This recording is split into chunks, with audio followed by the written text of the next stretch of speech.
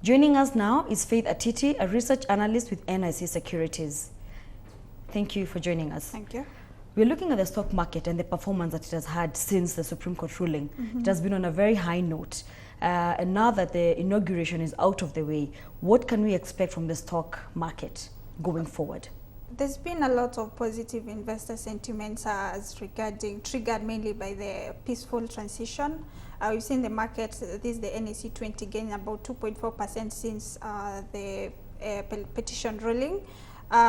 Basically, there's a lot of investor confidence. We've seen a return of fund managers to the market.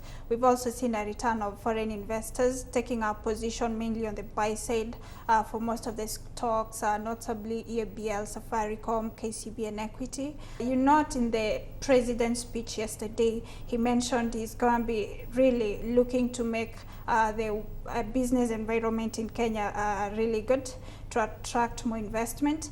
And since they promised a double-digit growth, then we're going to see really a lot of government initiatives to bring in more investments, both locally and internationally. On the back of what you've just mentioned, the double-digit economic growth that we're looking at, companies in that case then would be poised for very good returns, I would imagine, because of the economic growth that we're looking at.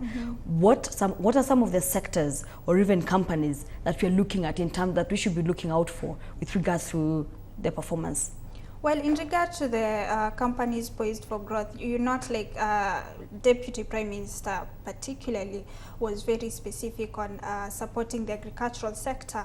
Agriculture contributes about 25% of the country's GDP. So yeah, we're going to see at least some support on the agricultural stock. Mostly they're looking to commercialize the agricultural stock, which if you look at inflation, food contributes about 36% of the inflation weight. So if they can handle the inflation, the food security of the country, then you got to see inflation come down, and this will also support lower interest rates generally. So you're going to see a lot of support for banks. So in that case, you mean that you're likely to also have banks doing very well because of credit, need for credit in the market. There's a lot of support for the private sector, which is the main driver for the economy. So yeah, in order to do this, we got to have capital flow through the economy. So we're going to see a lot of people coming in for the banks to borrow.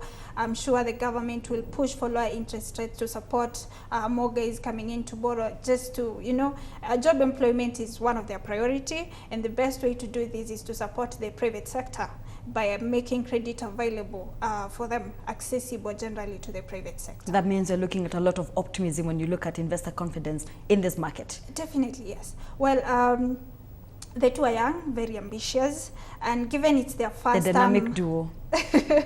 Given it's their first term, then they got to bring the best on the table. You've mentioned something on trade relations, and that is one of the major things that investors have been cautiously optimistic about with regards to the fact that we have the ICC issue also still hanging on the head of the president and his deputy. How does that deter, if any, someone who is thinking of investing in this country? Well, I think it was a really strong signal, given we had like about 9 presidents attending the inauguration.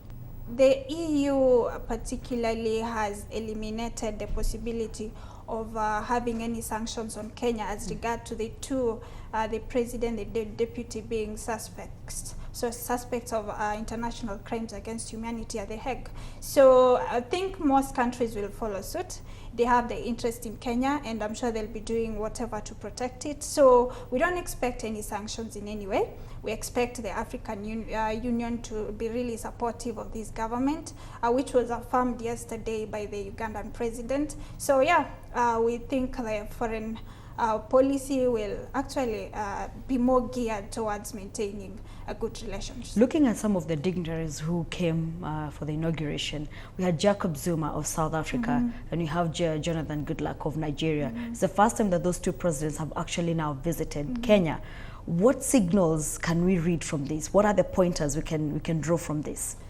I think in the recent past, we've seen Kenya position itself quite strategically as an economic hub.